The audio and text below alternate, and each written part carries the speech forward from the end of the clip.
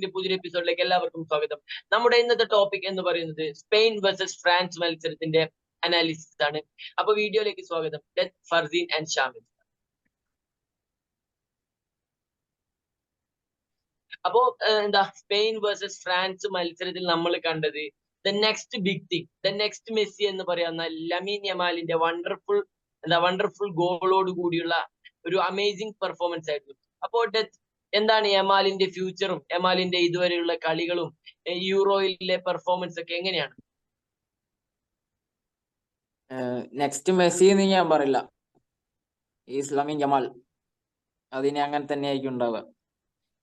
പ്രോപ്പറായിട്ട് ബാർസയും സ്പെയിനും മിനിറ്റ്സ് മെയിൻറ്റെയിൻ ചെയ്താൽ we have our best player for next generation. കാരണം വെറും നെക്സ്റ്റ് വീക്ക് 17 ആവുമെങ്കിലും വെറും 16 വയസ്സിൽ ഇവന്റെ ഗെയിം ഐക്യു എന്ന് പറയുന്നത് ലൈക്ക് സർപ്രൈസിങ് ആണ്.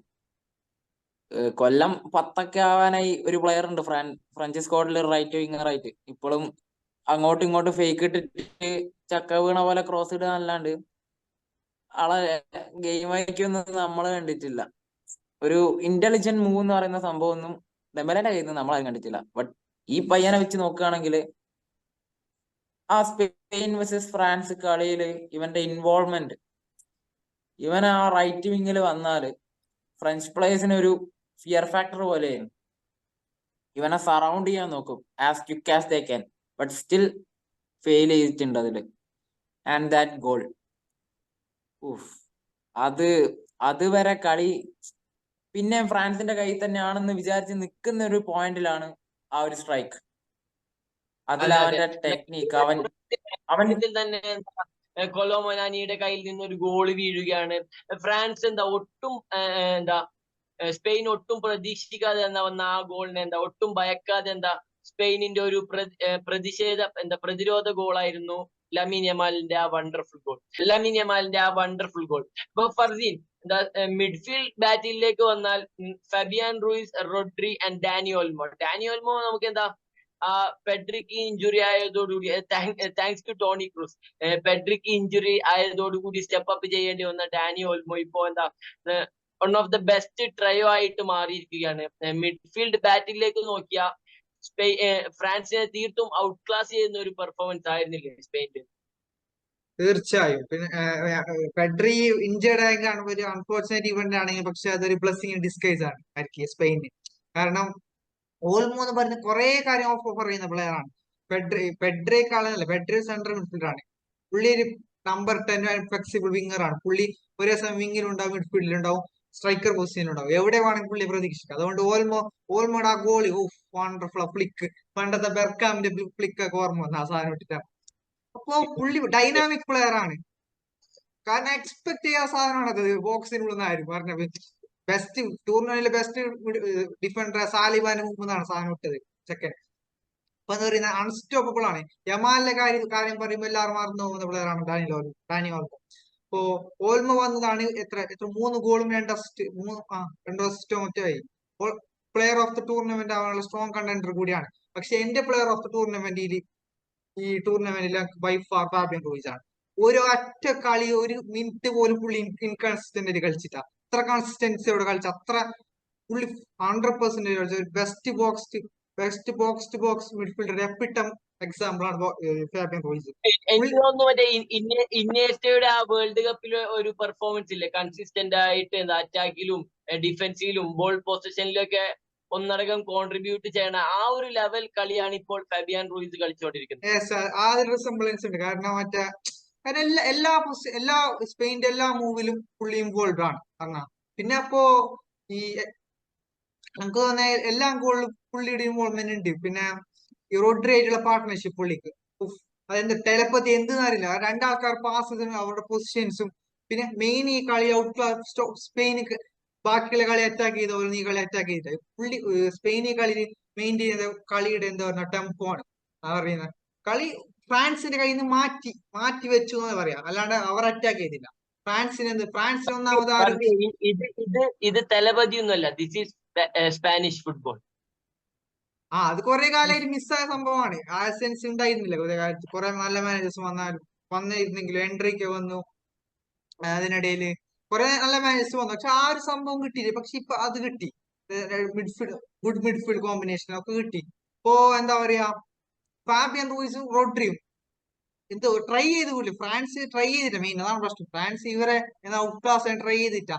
ചൗമേനി, കാണ്ടെ, റാബിയോ മൂന്നും ഒരുപോലെ, ഒന്നും ഒഫൻസീവ്ലി പ്രോഗ്രസീവ്ലി ഒന്നും ഓഫർ. കാണ്ടെ കുറച്ച് പ്രോഗ്രസീവ് റൺ സൈഡിലാണ്, ഇന്റലിജന്റ് പ്ലെയർ ഒന്നല്ല, ഒരു പവർ ഹൗസ് ആണ്. കളി കണ്ടതിൽ എനിക്ക് തോന്നുന്നു എന്താ ഫ്രാൻസിന്റെ വേഴ്സ്റ്റ് പ്ലെയർ ആയിരുന്നു ചൊമിനി. ആ ചൗമനി ഈ ടൂർണമെന്റിൽ ഒന്നും ഓഫർ, ചൗമനി ഈ ടൂർണമെന്റിൽ ഫ്രാൻസ് ഒന്നും ഓഫർ ചെയ്തില്ല.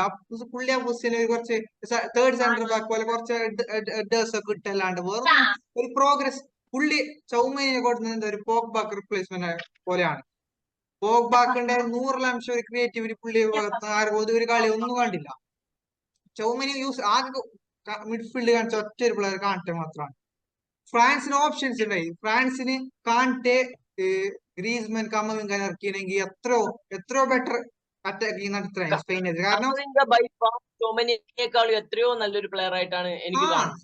അത് സൗമേന് പോയി. റാബിയോന്റെ ബെസ്റ്റ് ഡേയ്സ് വളരെ ബിഹൈൻഡ് കഴിഞ്ഞു. 2020 ലോക്ക്ഡൌൺ സമയത്തൊക്കെ കഴിഞ്ഞ പ്ലെയർ ആണ് റാബിയോ.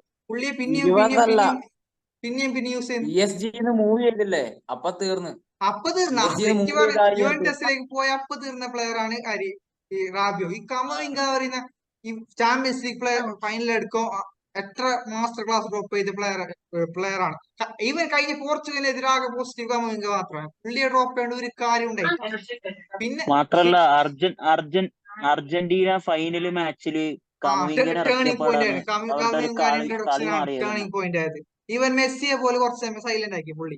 കാരണം അങ്ങനത്തെ ട്രൈ ചെയ്തിട്ടില്ലല്ലോ.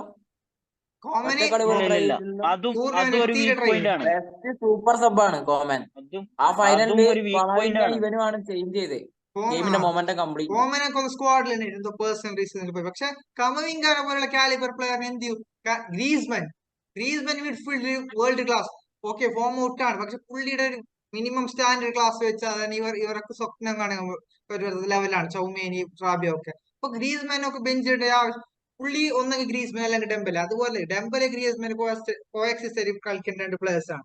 അത് കുറെ ബ്ലണ്ടർ. പിന്നെ ഫാബിയൻ റൂയിസും റോഡ്രി കംഫർട്ടബിൾ ആയി പറയാണ്ടിട്ടല്ലോ, നല്ലോണം കംഫർട്ടബിൾ, കുറച്ചൊന്നുമല്ല. പിന്നെ ഫ്രാൻസ് തീരെ ട്രൈ ചെയ്തില്ല. റോഡ്രി വേൾഡ് ക്ലാസ് അല്ല, ലെജൻഡറി പ്ലെയർ തന്നെയാണ് റോഡ്രി. ഒരു ബുസ്കറ്റ്സും കസമിറോയും തമ്മിലുള്ള കോമ്പിനേഷൻ ആണ് പുള്ളി അതേ സമയം ഫിസിക്കലും സ്ട്രെങ്ത്തും പിന്നെ ഇന്റലിജൻസും യൂസ് ചെയ്ത് കളിക്കുന്നത്. പാസസ് ആണെങ്കിലും റോഡ്രി എനിക്ക് വന്ന top 3 or top 2 best player in the world ആണ് റോഡ്രി. റോഡ്രിയെ പോലുള്ള പ്ലെയർ ഒക്കെ ഉണ്ടെങ്കിൽ ഒരു കാര്യം പറയുകയുണ്ടായി, എന്താ ഒരു വേൾഡ് കപ്പുള്ള എന്താ സൗത്ത് ഗേറ്റ് ആണ് ദശാംശം. പക്ഷെ ആ സൈഡ് സൗത്ത് ഗേറ്റ് ഫൈനലിലേക്ക് എത്തുകയും ദശാംശം ഒന്നും ഇല്ലാണ്ടാകും. അത് പ്രൂവ് ചെയ്ത് പുള്ളി ഒന്നുമില്ല ഒരു സ്പെസിഫിക് പ്രാക്ടീസിൽ അത് കളിക്കുന്നത്. അറ്റ്ലീസ്റ്റ് 70+ മിനിറ്റ് ആവുന്ന ട്രൈ ചെയ്യുക, അതുമില്ല. ഒരു പ്രസിംഗും ഇല്ല. സ്പെയിൻ കംഫർട്ടബിൾ അങ്ങോട്ടും ഇങ്ങോട്ടും പാസ്. സ്പെയിൻ അറ്റാക്ക് ചെയ്യേണ്ട ആവശ്യമില്ല. എന്നെയാ റിസ്ക് അറ്റാക്ക് ചെയ്യേണ്ട. സ്പെയിന്റെ ഭാഗത്ത് നിന്ന് നോക്കുകയാണെങ്കിൽ എനിക്ക് തോന്നുന്നു most under rated, most effective player ആയിട്ടുള്ളത് അൽവാരോ മൊറാട്ടയാണ്. അൽവാരോ മൊറാട്ട ഇറങ്ങി വരുന്നു, മറ്റു പ്ലേയേഴ്സിന് എന്താ സ്പേസ് ആക്കി കൊടുക്കുന്നു, ഫൗൾസ് വിൻ ചെയ്യുന്നു, ഓൾമോ പോലുള്ള എന്താ അറ്റാക്കിംഗ് ഇൻസ്റ്റിക്റ്റ് ഉള്ള പ്ലേയേഴ്സിന് അറ്റാക്ക് ചെയ്ത് ബോക്സിലേക്ക് കയറാൻ വഴിയൊരുക്കുന്നു. അപ്പോൾ എത്രത്തോളം ഇമ്പോർട്ടന്റ് ആണ് എന്താ ഈ പ്ലെയർ ഷാമിൽ? അൽവാരോ മൊറാട്ട കുറെ ട്രോളുണ്ട് നമ്മള്. 10 ഷോട്ട് അടിച്ചാല് അതില് 2 ഗോൾ അടിക്കൂ എന്നുള്ളൊരു ഇത്. ഈ ഒരു സീസണിലേക്ക് വന്നപ്പോ മുപ്പരുടെ ഭാഗത്തുനിന്ന് കുറെ ലിങ്ക് പ്ലേയും കാര്യങ്ങളൊക്കെ നല്ല രീതിക്ക് വരാൻ തുടങ്ങി. എസ്പെഷ്യലി നീക്കോ യമാല് പോലത്തെ യങ് വിങ്ങേഴ്സിനെ കണക്ട് ചെയ്യാനൊക്കെ മുപ്പര് നല്ല രീതിക്ക് സഹായിച്ചു. പിന്നെ മുപ്പരുടെ ഒരു എന്താ പറയാ ഒരു ഫോം തിരിച്ചെടുക്കാൻ വേണ്ടിട്ട് കഴിഞ്ഞു. ഡിഫൻസീവ് കോൺട്രിബ്യൂഷൻ പുള്ളിയുടെ എന്താ ഭയങ്കരത്തിൽ പ്രഷർ ചെയ്യുന്നു, ഭയങ്കരത്തിൽ ഇറങ്ങി വന്ന് കളിക്കുന്നു. എനിക്ക് തോന്നുന്നു എന്താ ലിവർപൂളില് വാട്ട് വാസ് ഹിസ് നെയിം, ലിവർപൂളില് ഫെർമീനോ ഒക്കെ ഉണ്ടായതുപോലെ ഒരു സെക്കൻഡ് സ്ട്രൈക്കർ റോളിലേക്ക് എന്താ എക്സലന്റ് പെർഫോമൻസ് അല്ലേ കാഴ്ചവെച്ചത് ഫർദീൻ? തീർച്ചയായും പുള്ളിയായിട്ട് ഈ ചൗമേനിക്ക് ഒരു ബ്രീത്തിങ് സെക്കൻഡ് പുള്ളി കൊടുത്തില്ല. കാരണം അങ്ങനത്തെ പ്രഷറൈസ് ചെയ്യാണ് പുള്ളി ചെയ്തത്. കാരണം നേരെ തിരിച്ച് ഏറ്റവും ഡിഫൻസീവ് മിഡ്ഫീൽഡിന് തലവേദന സ്ട്രൈക്കേഴ്സ് ആണ്. പക്ഷെ സാധാരണ ഈ ടൂർണമെന്റിൽ സ്പെയിനിന്റെ ഭാഗത്ത് നിന്നാണ് വേറെ ആരും അത് കണ്ടില്ല. കാരണം പുള്ളി ഇറങ്ങി വന്ന് കളിക്കും, ബോൾ വിൻ ചെയ്യും, ഇറങ്ങി വരും. പുള്ളിക്ക് ഒരു ഇത് ഗോൾ അടിക്കണമെന്ന്, ബാക്കിയുള്ള സ്ട്രൈക്കേഴ്സിന് ഗോൾ അടിക്കണം എന്നൊരു എന്താ പറയുന്ന കോച്ചർ മെന്റാലിറ്റി പുള്ളി അത് മാറ്റി വെച്ചിട്ട് ടീമിന് വേണ്ടി ടീം പ്ലേക്ക് ഇമ്പോർട്ടൻസ് കൊണ്ട് കളിച്ചാണ്. പുള്ളി സെൽഫ് സാക്രിഫൈസ് ചെയ്യുന്നുണ്ട് യമാലിനും നിക്കോക്കും ഓൾമോക്കും വേണ്ടി. അത് 100% വർക്ക് ചെയ്യുന്നുണ്ട്.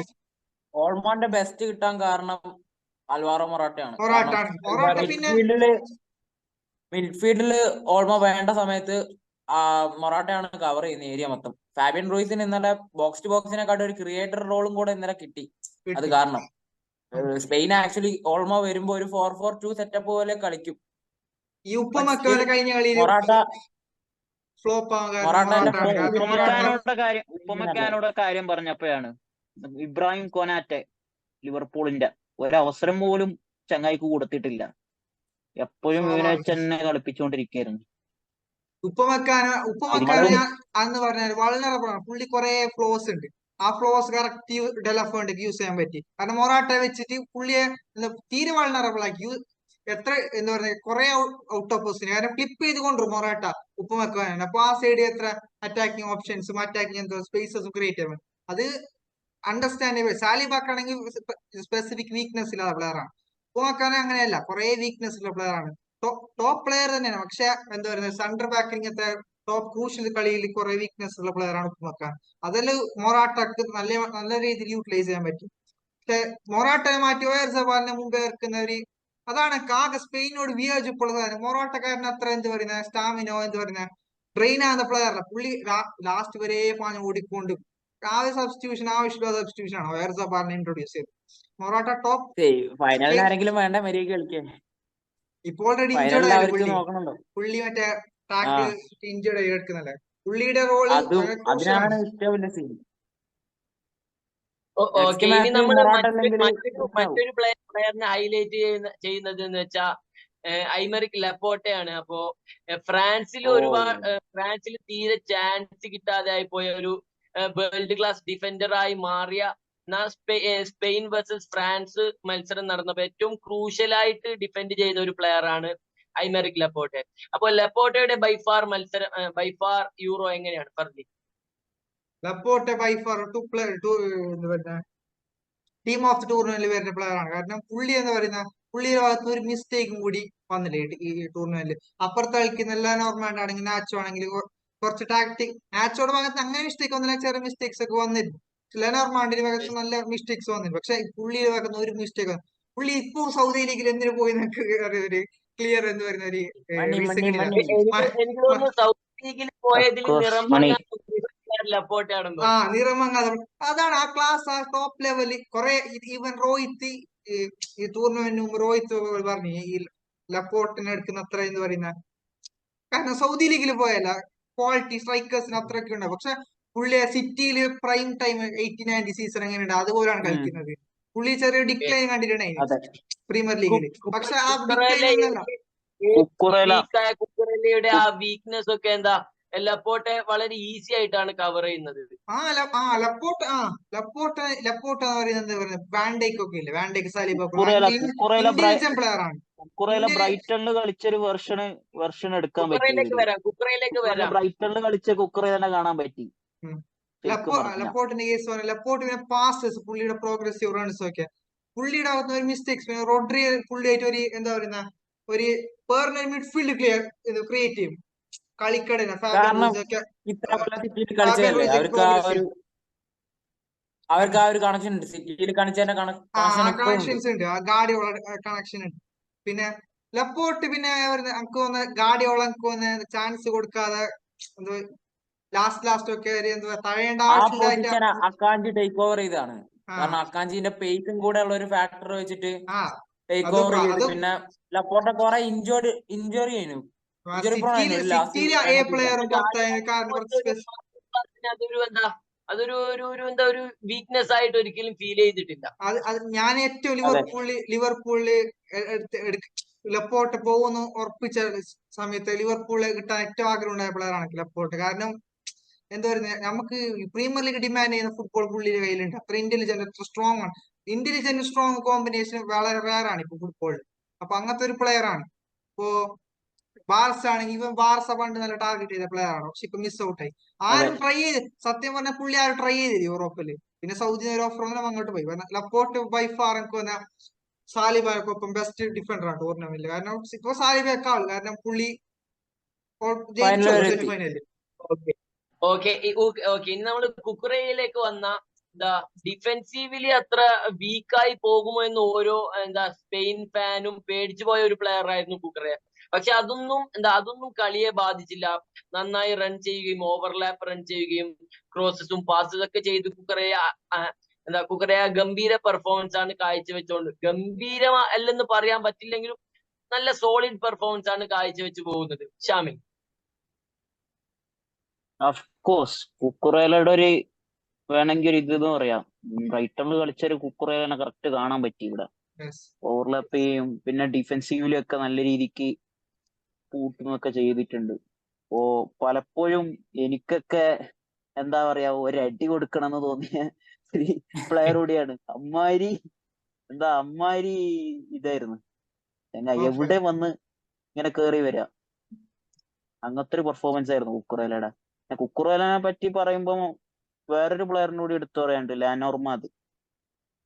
അവനും ഒരു അണ്ടർ റേറ്റഡ് ആയിട്ടുള്ള ഒരു പ്ലെയർ ആണ്. ഇപ്പോ പാസിംഗ് ആയിക്കഴിഞ്ഞാലും ഡിഫെൻസീവിൽ ആയിക്കഴിഞ്ഞാലും നല്ല രീതിക്ക് തന്നെ ലപ്പോർട്ടിനൊപ്പം പാർട്ട്ണറായിട്ട് അവന് പിടിച്ചു നിന്നിട്ടുണ്ട്. അത് ലെനോമാന്റെ ഒരു ഉപമെക്കാനോ ടൈപ്പ് പ്ലെയർ തന്നെയാണ്. ആൾക്ക് ഫ്ലോസ് ഉണ്ട്, പക്ഷെ സ്റ്റിൽ അയാളെ ബെസ്റ്റ് വെച്ച് കവർ ചെയ്തു. ഫ്ലോസ് കവർ ചെയ്തു. പക്ഷെ അങ്ങേർക്ക് പല കളികളിലും ഫോം ഓവറുണ്ട്. അതെ. പിന്നെ എടുത്തു പറയേണ്ടത് ഉണായി സീമനാണ്. ഈ ടൂർണമെന്റ് എടുത്തു പറയാം, നാച്ചോ ആൻഡ് കാർവാൽ. യെസ്. ഉണായി സിമൻസിന്റെ ആരും പറഞ്ഞു കേട്ടിട്ടില്ല. ആള് ഈ സീസൺ ഉണായി സിമൻസിന്റെ കാര്യം ആരും അധികം പറഞ്ഞു കേട്ടിട്ടില്ല. he has been solid. Like distribution ആയാലും ഷോർട്ട് സ്റ്റോപ്പിംഗ് ആയാലും ഉണായി സിമൻസ് നല്ല കിഡുമായിട്ട് കളിച്ചിട്ടുണ്ട് ഈ സീസൺ.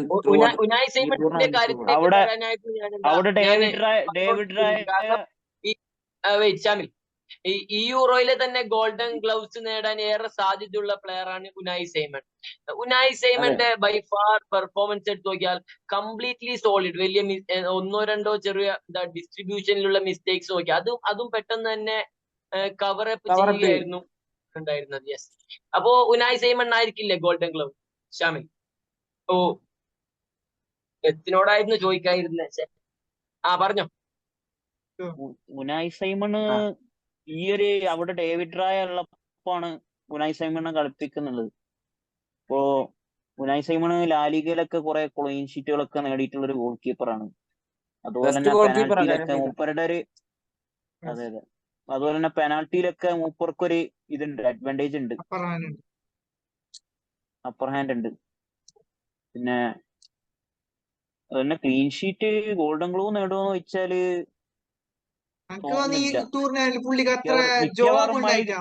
ബാക്കിയുള്ള ഗോൾ കീപ്പർ അത്ര സോളിഡ് ആയിരുന്നു സ്പെയിൻ ഡിഫൻസ്. അത്രയും സോളിഡ് ആയിരുന്നു അവരുടെ ഡിഫൻസ് എന്ന് പറയുന്നത്. കൂടുതൽ എങ്ങനെ വർക്കൊന്നും ഉണ്ടായിരുന്നില്ല.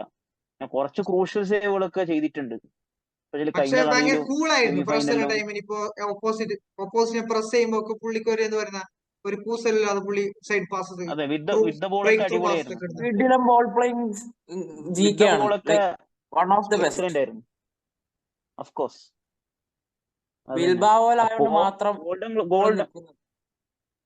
ഗോൾഡൻ ഗ്ലൗ കിട്ടുമെന്ന് വെച്ചാല് ഇപ്പൊ ഗോൾഡൻ ഗ്ലൗ കൂടുതൽ ക്ലീൻ ഷീറ്റ് ഉള്ള എനിക്കൊന്ന് മൈഗ്രാനാന്ന് തോന്നുന്നുണ്ട്.